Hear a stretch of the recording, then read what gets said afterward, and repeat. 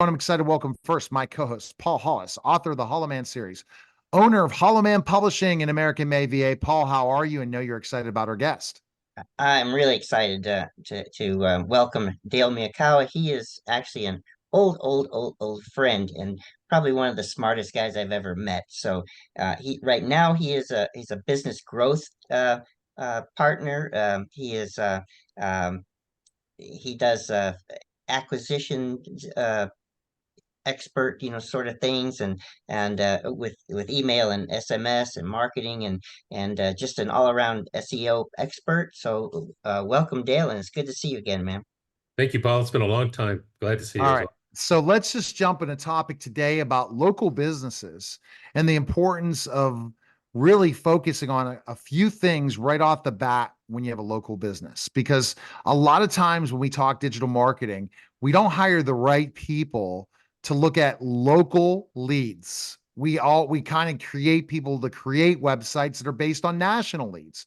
We look and focus more on social media marketing when it really needs to be you don't have to have millions of followers. So kind of explain how you use how local businesses can grow using what you've learned in your agency. Yeah, so there are probably several aspects to that. One obviously is optimizing their Google Business Profile, or even if they don't have one, to help create that. We also encourage them to sign up for Bing Places, which is a Google Business Profile like, but run by another competitor. But Oh, also give Bing. Oh, I didn't know that. Bing Places. I'm going to put Bing, that's yeah, Bing interesting. is actually gaining more and more steam and percentage, even though Google still owns the lion's I share. know why. One reason is because of OpenAI and ChatGPT 4 now searches the web using Bing, and Bing's search engine for programmatic SEO is better than Gemini, in my opinion. We're Right. finding specific things and scouring the internet and answering questions to chatbot using ChatGPT 4. And this just only happened a week ago, right? It's very new. And then the other thing I ask all my clients to do is also to register on Apple Maps, Hmm. because Apple has over a billion users, right? And so and it's in CarPlay, right, in a lot of cars as well. So people don't understand that there are other aspects beyond Google that will still help them overall from a local presence. Let's go to Apple Maps. A lot of times Apple just pulls what Google has, right? And it's Right, sometimes and it's missing certain things that could rank you compared to your competitors on Apple Maps, right? right. I see this all the time where you search thinking you're going to this great restaurant. They had great pictures and then go and you're just like, what the heck is this garbage? And then I saw this in Texas all the time. That people are missing out in Maps. They call it Safari Maps, right? Am I correct? Is that what we kind Just of Apple Maps. it's Yep. called Apple? Okay. Yep. But what are you thinking? What is missing components in their profile on Apple Maps that people forget about? Well, it just in general, right? So people need to optimize their actual business categories, in their profiles, which is really important because Google looks at that as a primary keyword for your business. The other thing that people don't often do is optimize their website with the same keyword categories, right? So, for instance, Google's always looking for that linkage between the website and their Google Business Profile and Mm, consistency. Um, really? And then, but they don't give a lot of information on that Google business page no, compared to websites. So you really want your key motivators of your copy on your first page of your website to really relate to your Google My Business page profile. Absolutely. profile. It's not Yeah. called Google My Business anymore, right? It's changed. Right. It's Google Business Profile. Okay. And and the other thing that to link the Google Business Profile to your website is embedding your Google Business Profile map actually on your website. And what it does is it automatically updates with the reviews that are on your Google Business Profile as well. So it'll keep everything current, but that connects the two. That's really critical to get that visibility. That's really good information locally.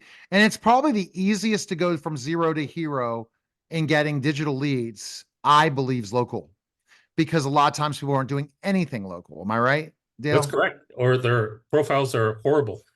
Right. And so you have an advantage if you can understand. So I work with clients to do a competitive SEO audit that also looks at how their profiles are set up compared to their key competitors. And are there ways to take advantage of that? Are you seeing backlinks are going to soon, with programmatic SEO becoming big, backlinking is going to be less unless it's really good backlinks mean anything anymore with the way we're seeing with the change with AI chatbots? Yeah, with AI and everything else, backlinks are still critical, especially high authority, High right? authority, but not Yeah. just backlinks just to mask things. You're all about high authority backlinks. So explain a high authority backlink. So for instance, I tell all my clients to register with the Chamber of Commerce, become a member, because that's a local bank backlink that has very high authority. And most businesses don't realize that or do that, right? So, and the other aspect of that is what we call NAP, or name, address, phone. Many businesses have inconsistent information across all these different platforms and directories.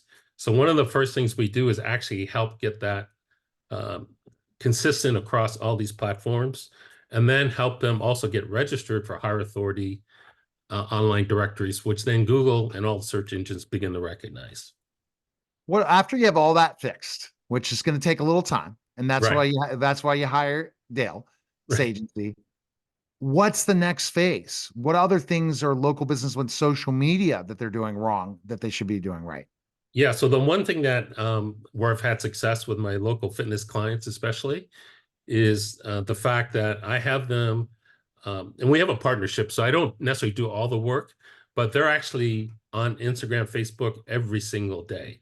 And what that does is it gives Google and other search engines to see activity and authority in you as your business because they see you socially. The other thing you can do is actually tie your social profiles to your Google business profile. So now they're linked and the activities are being seen by the search engines, especially Google as well.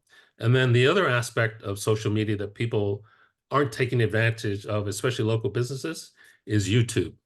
YouTube's huge, right? And video is huge and it's owned by Google. So why aren't people leveraging the Oh, YouTube? because here's the problem. They don't have the entrance for video is so much more complex than it was 5 years ago. The expectation of high level video that needs to be there, even though they did research on it, but ultimately at the end of the day, creating content, personal branded content is Yes. difficult. It's very Oh, difficult. And a right. lot of people won't do it.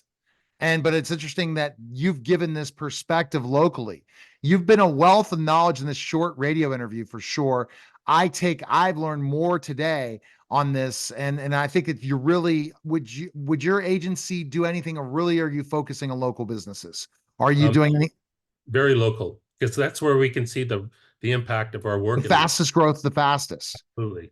But the problem is they got a lot of freelancers and a lot of people have 7 or 8 vendors for that company. Like, what kind of size company are you looking for in local business? Um, I need businesses. Well, I have several attributes. One, they need to have a physical location versus That's huge. versus a service area business, right? Where you don't have a physical address. So that's number one. Number two, I look for businesses that are actually investing in marketing today, right? Because it's really difficult for the local owner, especially if they don't have enough revenue to actually spend on proactive marketing. So if they're viewing it as an investment today, that's also an ideal client. I also get clients where they've had a bad experience with other firms. They're not getting the results. And typically at the local level, I'm bringing results to clients within 60 to 90 days. And you're going to. The Yeah. reason is because they're missing things, they're missing the boat. You help Yes. develop reviews for them, but you don't get fake reviews. But you really push this as an important part. Reviews and Reviews are traffic critical. analysis, all those different things. And Right. but local businesses are probably the most difficult, depending on what area you're targeting. Right. What states are you mostly in, would you say? I'm across. So for instance, I have clients in Boston, in, Massachusetts, Ohio. I have clients in Canada. So and locally to Southern California. So it's kind of across the board. So with the work I do, it doesn't matter where they are, as long as we can get on the Zoom call and start to do work, we can help clients across the US and Canada. All right. Where's the best place people can find information on you and learn more about you? Where can they go? A couple places. One would be on my website is maxdigitalmarketing.com, or you can find me on LinkedIn. My profile's out there as well.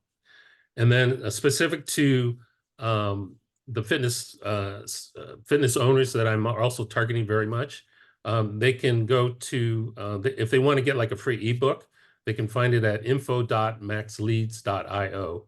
And I map out a free ebook on how they can start marketing on their own, or if they need help, they can look to external help as well. All right. You're listening and watching The Neil Haley Show, and we'll be back in just a moment.